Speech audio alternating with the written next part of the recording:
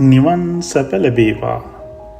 මොහොතක් හිතන්න, වර්තමානයේ බොහෝ දෙනා කෙනෙකු මැරුණට පස්සේ ඒ මැරුණු කෙනාට නිවන ප්‍රාර්ථනා කරනවා.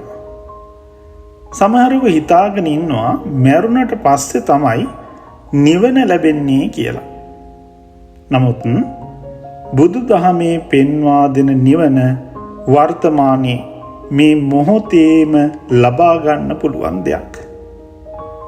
මේ මොහොතේ ඉපදෙන සිත හඳුනගන්න ඔබ ධර්මය හොඳට අහනවාද?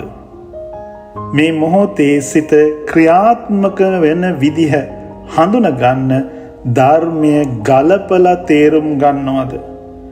මේ මොහොතේ සිත ඇලීමකට ගැටීමකට යන්න දෙන්නේ නැතිව ප්‍රඥාවෙන් දකින්න විදර්ශනා කරනවද?